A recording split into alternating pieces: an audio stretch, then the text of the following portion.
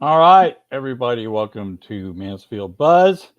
And I always say this hokey thing, Roderick. Welcome. We like to make, we like to build the buzz about business in Mansfield and the surrounding area. And before we get to our guest, Roderick Floyd with CMIT Solutions, we're going to tell you a little bit about how the show works for you newcomers and also for those that'll be listening to on demand once it's over.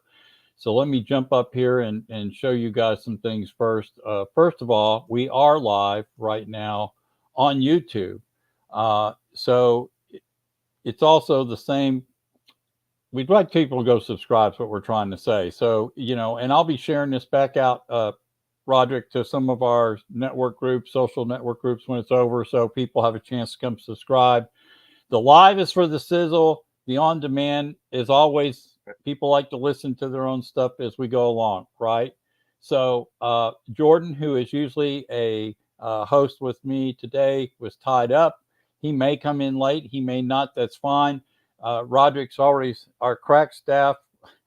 I laugh. Our crack staff, which is me. Ask him to give us some questions. We could ask him. And I was just telling him we prepped the show like 30 minutes before we get on.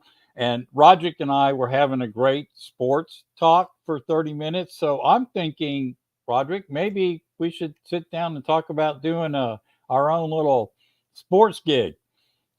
We both have some great I opinions love on it. that. I love So, it. because we're hitting it Absolutely. off naturally. We both have a lot of views on some stuff, and it was kind of fun. And so that was kind of cool. So Absolutely. anyhow, we're talking to Roderick today with I think his website's down here too. It's cmitsolutions.com/Arlington. Today we're going to talk about IT. Oh boy, don't let your eyes glaze over because IT's gotten more important, and this is me saying this before we even ask the questions. Being a small business owner sitting at home, and a lot of people work out of home. I know you cater more to the employee environment, but you know what? Everything still has to be secure. Everything still has to be set up correctly. All your cloud stuff, all your virtual servers, Yes. everything has to. And so we're going to let Right. Roderick tell us how this all works. And so I'm going to put his contact information down here. And we'll put this up several times while we're asking the questions, Roderick. And but we always like to have fun before we start. Okay, before I start getting into the business side, we were talking about sports. So you played sports, and I guess which one? They're going to Yeah. guess wrong by looking at you, just so you know. So I was more. Yeah, yeah. I played some football, but I was more of a basketball player. But in my later years, I got into powerlifting and weightlifting, so I still look like I play football. So I go Yes, to the you gym do. like six Yeah, days a week. So I love being in the gym. I'm a gym rat. yeah. Yeah, He yeah. he kind of towers over me a little bit when he was at the Mansfield Network Group. He's a well built guy. Yeah. But I'm some of the about other things six, yeah, 6'3" and a half. Seven. Right. and some of the other fun things I like to ask, I like people to go back to your high school days, okay, in your head somewhere. And I always ask this: was there a favorite concert that you can remember you went to, or did you even go to concerts in high school? And if I not, gotta tell you, favorite I'm band. also okay. I'm also a musician, so I actually went to a few concerts. I don't know if I have one that I remember that was my favorite. I don't want to waste time thinking of it, but being a musician, I loved all types of music. But I guess back in the day, I would say I don't know. Let's see, definitely, let's see, New Edition. Fans of Yep. those guys. Believe it or not, growing up in Waco, I grew up in Waco. One of our high acclaimed groups was High Five. I grew up with a lot of those Yep. guys in the group High Five. So I'll tell you, That's High Five awesome. was a big influence as well. So yeah, I had a lot of musical influence and background in Waco. So I enjoyed all of it. I enjoy everything. Well, I'll tell you what, I'll make a deal with you. When we get done with this and you come to the next Mansfield network group and I'm going to steal you for 30 minutes and take you over to Rockstars of Tomorrow in Mansfield and let you see their cool studios. You will absolutely love it. So there you go. Okay, so everybody's favorite restaurant and food and stuff they like to go munch on. So what's your favorite restaurant or favorite food? Yeah. Yeah, man, my favorite food has always been lasagna. Yeah, so any Italian restaurant that you can send me to, I'm all in. I'm a big fan of seafood as well. I would say that salmon is one of my favorite foods. Of course, being American, hamburgers, hot dogs, absolutely. You always mix up. And I'm from the country as well. So, so chicken and collard greens and black-eyed peas, so yeah, so you can always put those in front of me and they always disappear. They evaporate. It's grill time. It's grill time. All right. So we've got some questions. Indeed. Yeah, you got what's that? Yeah. All right. So we've got some great questions to ask. I'm saying you always got to have barbecue. So. It's that time of year. This is when you break it out, right? So we're all good. All right. So we have some fun questions for you, and I like to take the jargon out of some of this stuff because I would think that most people, when you go in and talk to them, and this is a guess, is you're talking in a technical sort of way about how things get taken care of, but you're also trying to keep things at a layman's level so they understand what you're doing with their IT. So the first question, I'm going to put it up, is can you describe your core services and can you tell us what MSP means, even though I know, but our audience may not know what MSP means. We use, by the way, real quick, the computer business invented more acronyms than we grew up with as a kid. There's 1 million acronyms for words in our industry. Oh my gosh. Right. Yeah. So no, great question. Thank you for the question. Yeah. So an MSP stands for a managed service provider. So, and ultimately what that means is all businesses have IT in their environment, some kind of a computer, maybe, some kind of a server or a router. So we'll get hired out to manage those technical devices for businesses while they continue doing what it is that they do best. So for instance, if we go in and we work with a dentist, well, the dentist won't have to worry about managing their IT anymore. They will bring us in to manage that IT for them. So CMIT Solutions of Arlington, as I mentioned, we provide comprehensive managed IT services, including like network security, cloud solutions, backups for your data, disaster recovery. If you have an issue where you have like a flood or a tornado, we here in Texas experience tornadoes a lot, and your business unfortunately gets destroyed. Well, we have all of your data backed up to where whenever you reopen and reinitialize your infrastructure, we can back up all of your data to keep you running and get you back up and running if you in the event that you have an issue. We also provide expert IT consulting, help desk support, and basically proactive monitoring maintenance. That is ultimately, we monitor your devices for any kind of cyber threats. We kind of hover over the top of your business, making sure that everything is compliant. And that's basically what that means. That's the opportunities we provide. And Roderick, one of the things that probably people don't realize, and one of the core things you talked about was backup. And I don't think you're going to be surprised at this because you're in the business. How many businesses do you see that actually don't back up their data, and they won't be in business long if they lose that data? I mean, so isn't it amazing when you go into a company and find out they haven't been backing up anything? That's correct. So there's a service right there in itself that's valuable. Wrong? Yeah, I got to tell you. Absolutely. I got to tell you, Herdy, to that point, there have been many businesses that I've walked into that, they may back it up on a, like an external drive, which is good. We call it the 3-2-1 methodology, right? We typically like to have, 3 backups. Basically, two of them, on, maybe an external drive, and basically one off site, to your point, to where you have complete security and a solution that, is foolproof, right? But I've seen a lot of businesses that you walk in and they have like a little thumb drive and they have all that data on that thumb drive. And I tell people all the time that, that thumb drive is, and it may fail, right? So, they need to definitely have several methodologies of backing up their data, to your point that if they do get, impacted by a cyber breach, then yeah, they can always back their material up. Yeah, and you'll have to catch me up a little bit in this talk session with some of these questions. I'll probably have some outside of this that I'll be asking from a layman's point of view, right? And so Sure. To lead to kind of your background, obviously you've got a background in it, and you've been in the IT industry for a while. Tell us a little bit about that.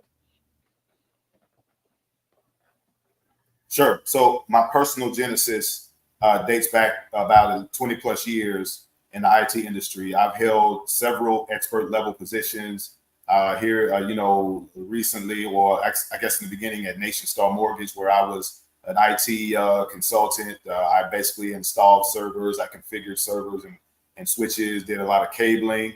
And then, of course, my longest tenure was at Verizon Wireless, where I held pretty much every position that there was at Verizon, from being an operations technician all the way up to planning, and then also finishing in solution architecture. So I've held several expert level certifications in Cisco and Juniper and those different larger corporations. So yeah, I bring a wealth of knowledge from the ISP space, being at Verizon Sure. and being at Nation Star Mortgage.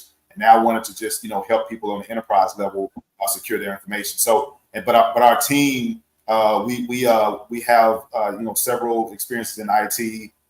We held various positions, and we try to stay updated by training and keeping update with the latest technologies and best practices. Our skill sets, will seldom be outdone, given the fact that we've worked with bleeding edge technology, from the ISP level. So we want to bring that expertise to the enterprise level and make sure that customers and prospects are secure and are efficient in their network. Yeah, and the next question is fairly easy, but I'm going to interject one here. So, typically, what is the size of business that you guys like to work with? Because I'm sure that there has to be kind of a point, based on the services you offer, where you like to see X amount of this, X amount of that. Can you kind of give us that typical overview? Yeah, absolutely. So I'd like to say that we leave no business behind, but I would say a sweet spot for us would be anywhere from like maybe 10 to 15 users up to like, 100 users Sure. on site. But some organizations in our infrastructure go up to 500 seats. So we say broadly that we manage anywhere between 10 to 1,000 seats. Those 1,000 seats are obviously a lot larger organizations, but Sure. we have 250 locations across the country. We have several technicians that are available, so we can handle basically anything from the smallest business to the largest enterprise business. So, but my sweet spot right now, as I continue to scale, is anywhere from like 10 seats to up to 100 for me. Right, and I think based on all the core products you offer, right, that is, and I'm getting in now to my side of the fence, right? My question is, some of these principles and these core values you're offering to some of these bigger seed companies, like 10 employees or 5 up to 100, whatever, 1,000. Mhm. Some of these small, medium businesses like me that work from home can still take Right. advantage of some of these core sources, like having VPNs, having second party authorizations, using a third party password That's correct. protection that changes your passwords every 30 days, blah, blah, blah. Right. So there are things that people can Yep. do, get their own backup, like Backblaze. There are things you can do from an IT standpoint at a small level that include a lot of these core issues. It's just from a standpoint of what y'all offer, you have to have you know, you're talking about a brick and mortar business where the Right. people run around that have all access to their stuff. So that's cool. All right. So I didn't mean to jump in there. I just wanted to let people know that I have been in many customers' locations where they haven't cleaned their computer in 2 years. They don't have they haven't changed their Yes. passwords in 5 years. They don't even know where their passwords are to get into their accounts, right? They don't have a VPN. They don't have second party, you know, code being sent to them or third where you know, only they can see that. So it's interesting. All right. So what differentiates you guys, Roderick, from some of your competitors? Because let's face it, IT is a competitive world, but you guys obviously must bring some lean, mean, fight machine stuff to some of these. Is it the size business you deal with that makes you a little bit different?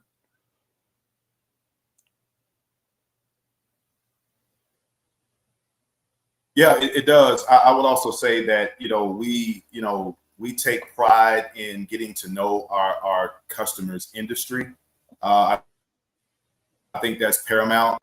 We don't have a one size fits all. We like to tailor our services for that industry, whether it be HVAC or medical, financial. We take our time in understanding the customer's industry and how our services can, advocate for those industries, right? And so therefore, I would much rather go into a business and say, so what are your pain points? What are your problems? And how can we help you solve them? And right. Yeah. And obviously that's going to be a different answer from the CPA as opposed to the guy that's running the plumbing company, right? So we differentiate ourselves in a proactive maintenance strategy to prevent issues before they arise. And basically our commitment is to providing enterprise level, solutions to small to medium businesses. And my why is to empower those businesses to focus on their core operations while we handle their IT needs efficiently and effectively. So essentially we take care of our customers' IT while they focus on, again, what they do best. And we do that by, again, tailoring our services to those particular industries. So I think that's what separates us from our competition. Roderick, I don't know if you noticed it. We put you in the middle of the screen, and Jordan is now a part of our live stream. And I hate to tell you this, but we got to start all over. No, I'm kidding. I'm kidding. Jordan, welcome. Jordan is the other host, okay. Roderick. All right. Hey, so Jordan, we're talking about IT services with CMIT Solutions. Roderick Floyd is on, and we're into the next question, which is number 4, and that is, and I'll let you do the next one, Jordan, okay, so we can get you involved in today's broadcast, all right? So explain to me a little bit about client acquisition strategy. That's inferring to me that when you go into a client, they've got something going and you guys are there to kind of do a little bit about what you talked about in the last question, right? Understand their needs. And then how does that transfer over? How does that take place? So we provide, or we employ a different set of strategies, typically networking. I am very much a personable guy. I know most IT guys sit in the corner. They don't really want to be bothered by anyone. They just want to code and just, tap on their computers. I'm a little bit different, right? I definitely love getting out and facing people and meeting people. Even in my days at Verizon, I was kind of, they used to call me the mayor because I knew everyone in almost every location in the entire company. Because I just love meeting people and talking with people and figuring out problems. I love being a part of, opportunities that are bigger than myself. So, we focus on networking with the local business community. I'm large in the chamber in different networking opportunities. I also leverage,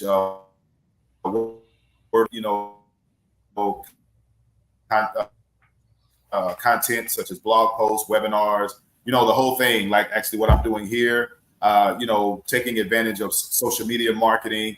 And we kind of target digital marketing and campaigns to reach, different clients. Yeah. Again, I love to meet people and solve problems. So interfacing with new business owners, provides a vehicle for us to get to know, like, trust each other.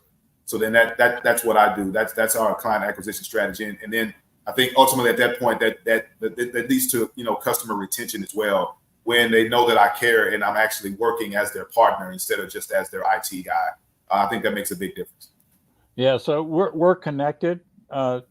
Just so you know, a little story. My days were MCI. That Verizon kind of rings a bell for the backbone for the old MCI days. So there you go. Yeah, Roderick may not know. Did you know Yeah, Verizon was? Yeah, okay, you did. Okay, good. exactly. Hey, so Yeah.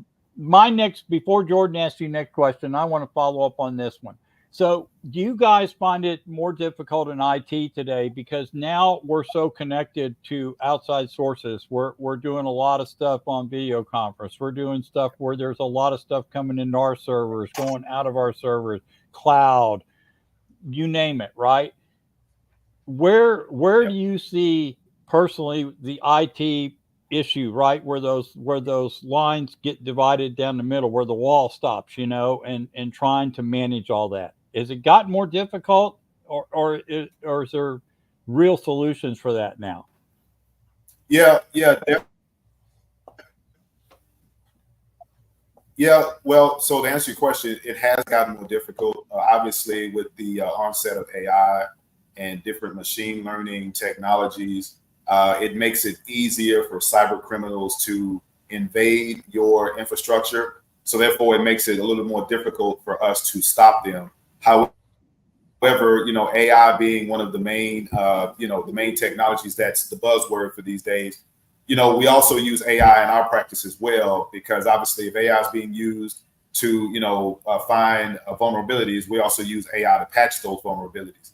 So it has made it a little bit more difficult, obviously, with, just like I said earlier on, you know, making sure that you stay updated with the technology, making sure that we stay looking at different, news cycles where, you know, these organizations and these major companies are being breached, finding out what those trends are. It's almost like you have to kind of get into the mind of a hacker or a script kiddie or whatever you may have in order to see how they think, in order to stop them, right?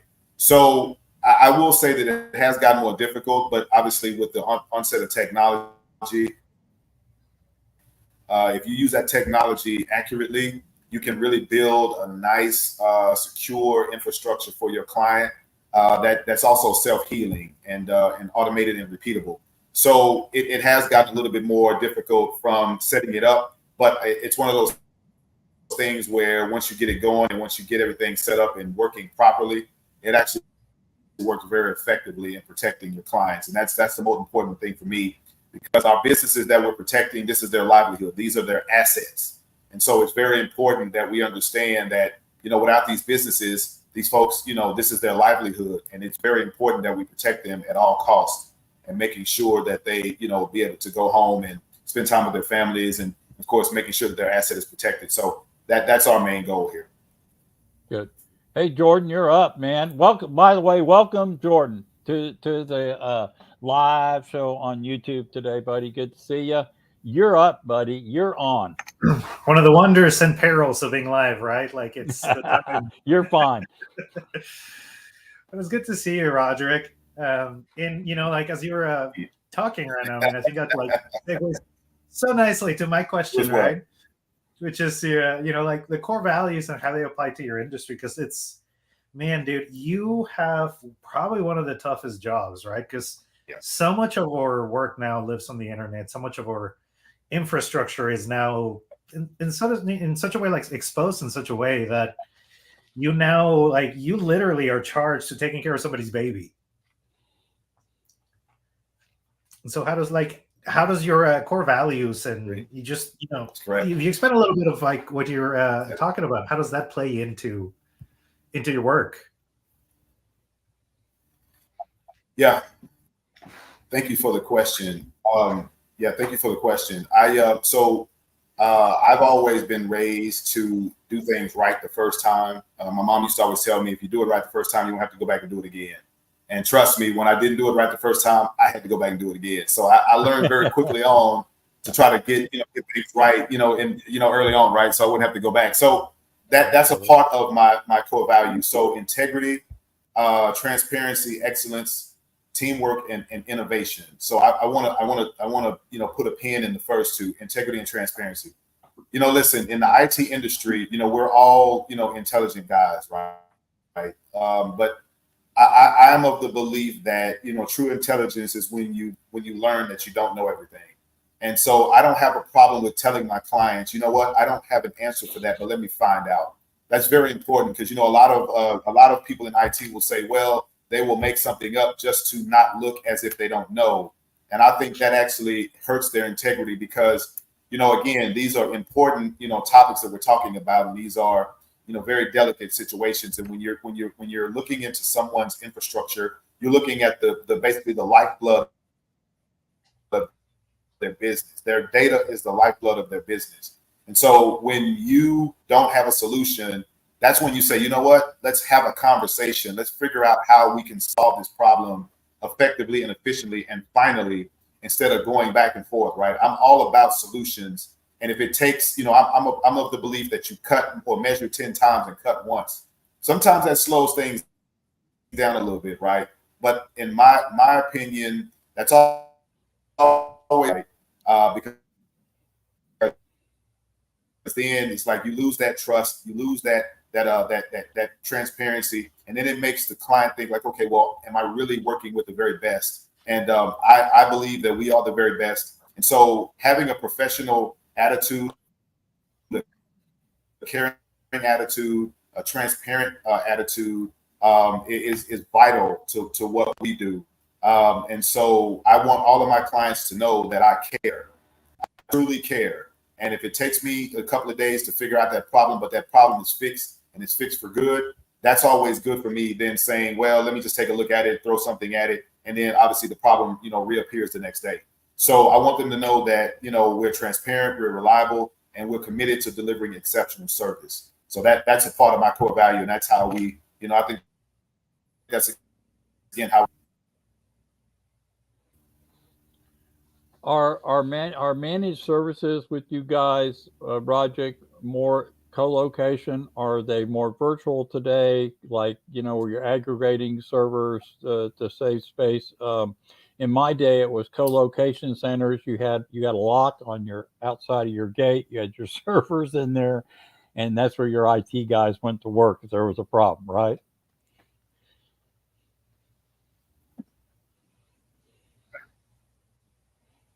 That's absolutely right. And I'll tell you that, yeah, it wasn't, too terribly long ago that, I was in that space as well at Verizon, working in co-locations. We had several of those. But to answer your question, it's really a lot of hybrid. There are still some businesses that have, their IT that's located in a different location rather than their admin offices. But we can work anywhere with our technology. A lot of it, we can work cloud-based. We do have some servers that are on-premise that we work on. So we are completely flexible to the environment that our customers have, right?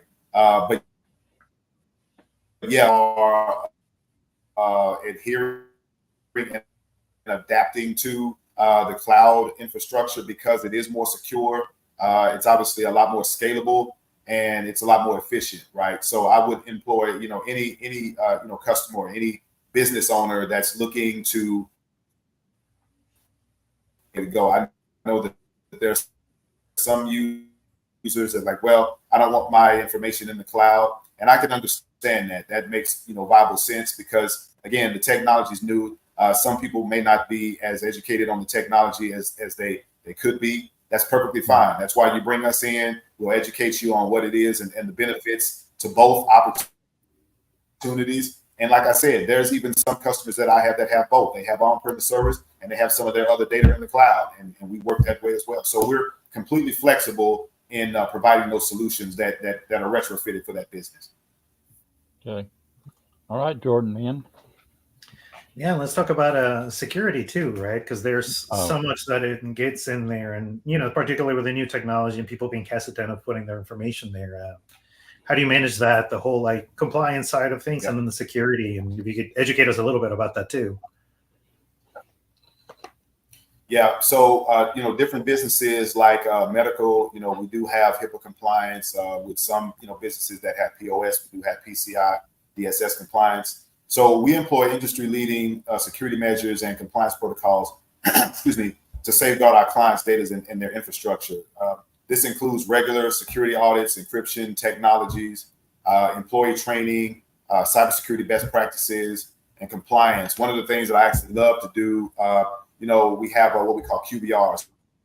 QBRs are called quarterly business reviews.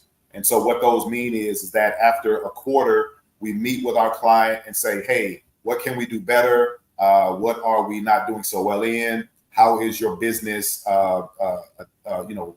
performing after our services have been installed, so on and so forth. We have that conversation with, again, it gives us that opportunity to build that even deeper trust with our clients, because now we're just not the IT guy. Now we are the trusted partner and consultant, because now we're showing them, hey, this is what we did. This is what we've done in the last quarter. This is the improvement and the increase in your revenue. This is the increase in the efficiency of your networks, so on and so forth. So we have a series of opportunities. Like I said, security audits, encryption. Sometimes, with some of my customers, we will send them a random email that could be a phishing, exercise that they'll have to pass in order to be compliant with their cyber policies. We also offer cyber insurance. So those tests and those compliance strategies that we give them will, obviously parallel with the cyber insurance that they need. A lot of industries businesses are having to adhere to a cyber insurance or cyber policy, but they may not have the infrastructure in place to really get that policy to insure their business. So you bring CMIT Solutions of Arlington in, we'll show you how to put that infrastructure in place, so then that way you can then become compliant with that cyber insurance policy. So different methodologies and techniques we provide for different businesses to help them stay in compliance. Yeah, and that makes total sense. And Jordan, I don't want to interrupt because I know you'll have some questions about the security side. So you have 100 seats that you're managing, right? And you've got people that work for this company that are receiving emails, and obviously they're going to be tried to be phished.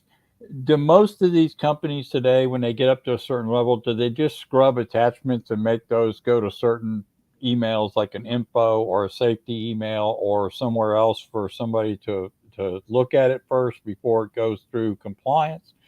I mean, it seems like to me, you got everybody with a company email, right? And they're using it on their mobile device, they're using it on their iPad when they're out in the field. And so how do you manage that email where everybody gets phished and attacked on and spammed? And so how is it? In my day, we just scrubbed all that. We couldn't get attachments at all. Okay. I mean, it was like, this email is for this business and you're getting nothing.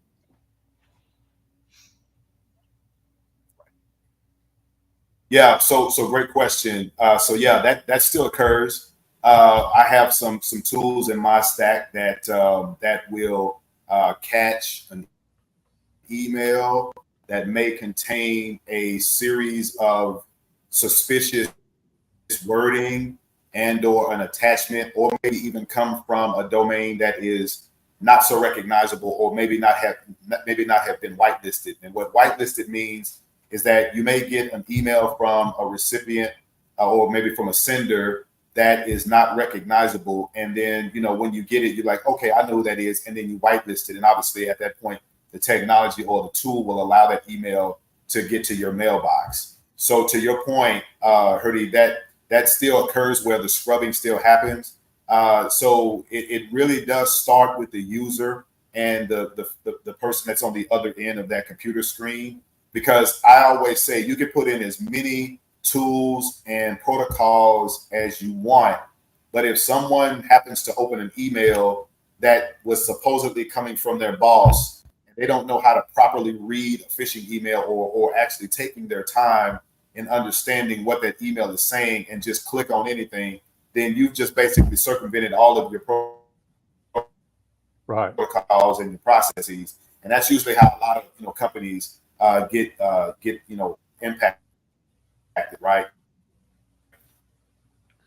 Yeah, so security protocols that need to be in place, starting with the user. You can put in firewalls, yeah, and then different protocols, but it really does start with the user. So to answer your question, that still happens. We still have applications that can catch these emails and put them in a quarantine until you take a look at them, and if it is suspicious, you can just delete them, and it doesn't impact your infrastructure. Do you think the AI programming protocols that are being built in are going to help? I do. I mean, if they're coded right, do you think AI will help you guys tremendously? Right.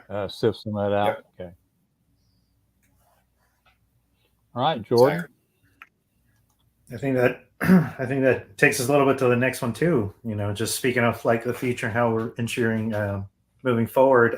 Talking a little bit about the technologies or innovations that you're looking at, right? Because you're probably at the forefront of looking at all these different tools that we're getting. AI being one of the biggest like buzzworthy ones, but there's like so many new things coming through as hackers get more advanced, but also like our security measures and our security technology grows, if not at a faster rate. So I'm curious to see what you're looking at. And yeah.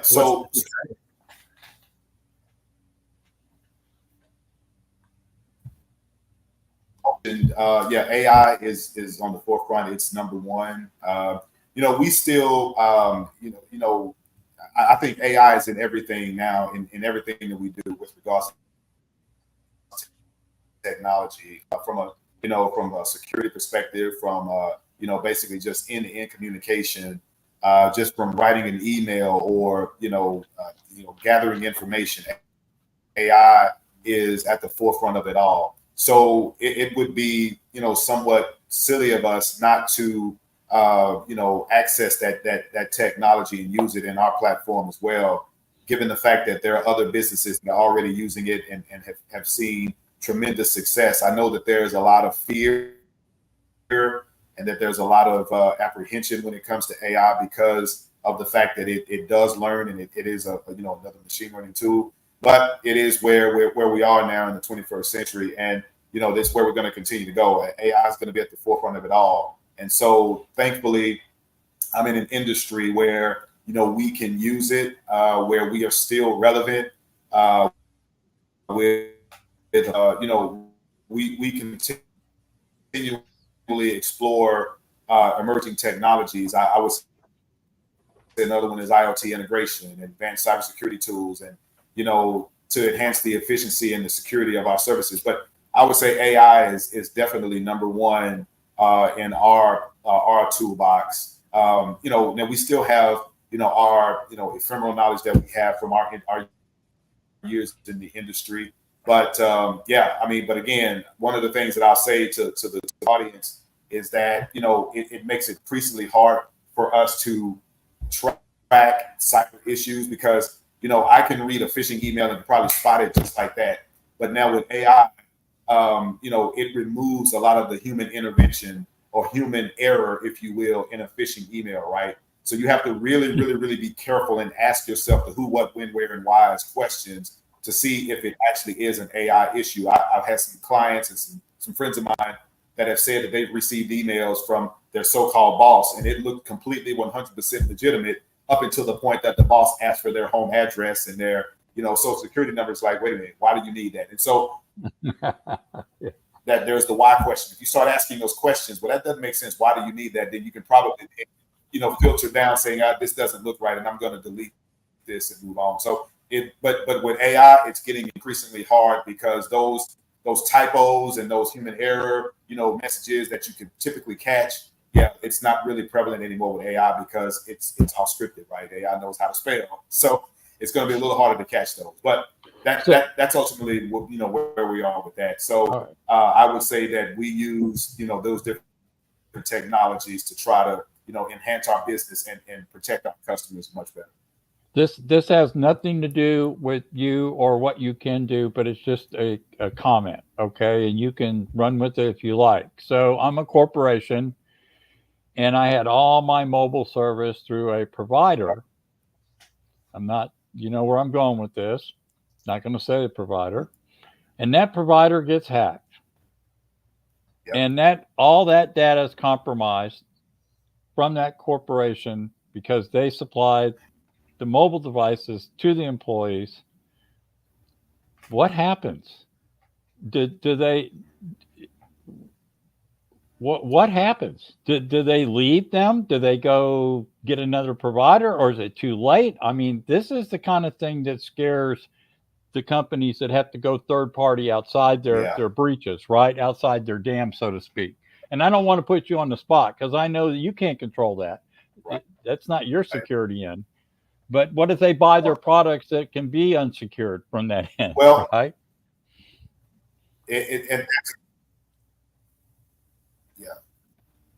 Fantastic question, Hurdy. Thank you for asking that. And because I used to work for one of the largest ISPs in the world, I can somewhat give, I think, a fairly accurate answer in this regard, right? So, we all know about the recent attack against, I won't say the name, but there was a huge data breach from one large ISP that happened, not too far in the past. So to answer your question, one of the ways, and again, I don't know exactly how it happens, but I will say this. So when you log into, and hopefully I won't be too wordy with this answer, but when you log into, I don't know, let's just say, ISP X's, website, whether it's a mobile site or whether you have some kind of a home service or home internet or, Wi-Fi, whatever, you're putting your password into their servers. Well, so then their cybersecurity has to be up to par with regards to, either government, protocols, what we call NIST strategies or CISP strategies and protocols. And sometimes those websites don't allow you to put those passwords can be what we call brute force, which means you can put any kind of a just generic password cracker on those passwords. And then, like if you have cat 1, 2, 3, 4, 5, well, I mean, anybody can brute force that password. So for me, sure. I think that it comes back to the training, the understanding, the adherence to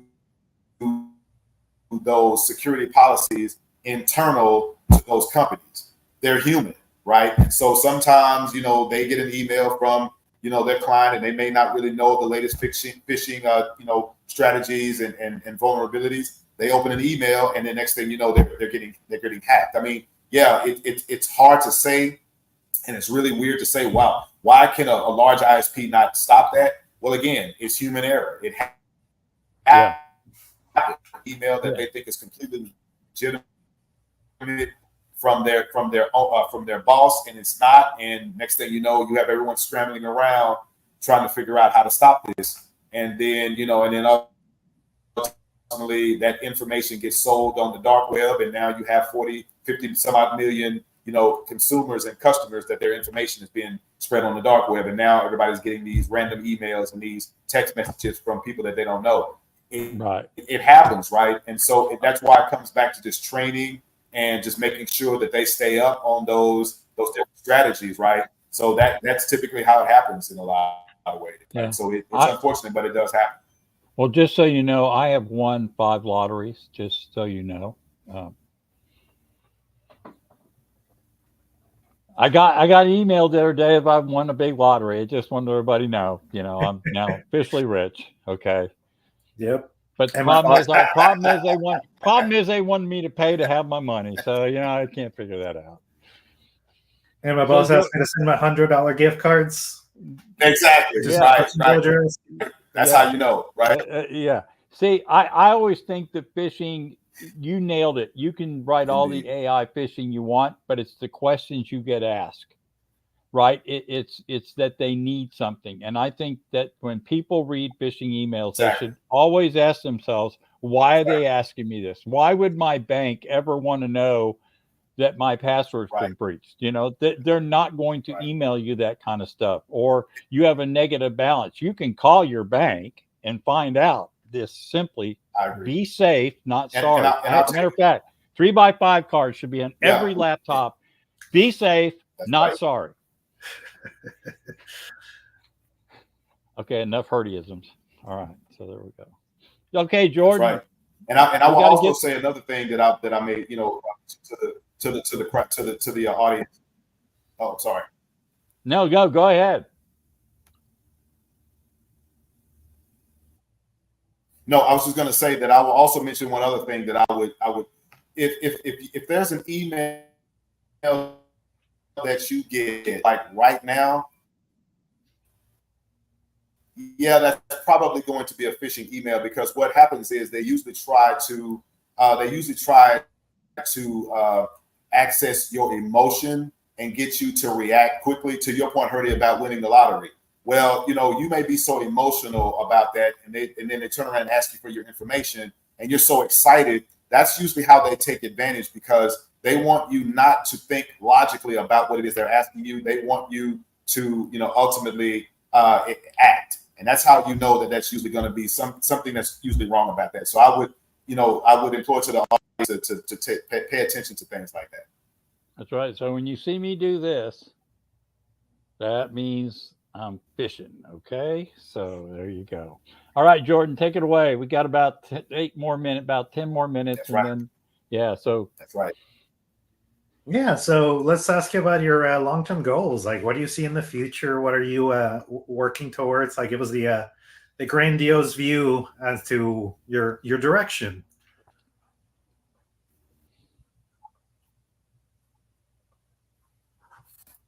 So, I say the long-term goals is to continue to expand our client base through continuous and effective networking, marketing, and further enhancing, fostering strategic partnerships with technology vendors, and as we maintain our position as a trusted advisor in IT. So I would definitely, I want to scale as much as I can. I want to help as many people as I possibly can, and businesses as we can, to protect their environment. So we definitely want to continue to be a pillar in the community, to be a trusted advisor for these businesses. And hopefully that leads to, substantial growth. But again, the growth is going to come. My concern is really, I just want to help businesses protect themselves, right? It's almost like, if you build it, they will come. I'm just concerned, and I care about businesses and people's businesses, because I have a business and I know I care about mine. And I want to make sure that I put in strategies to protect their assets. So, and then, and obviously if that leads to growth, then so be it. But I know that if I do the right thing and if I take care of my customers, that growth will come. And I'm sure you have measurements for your customer satisfaction, correct?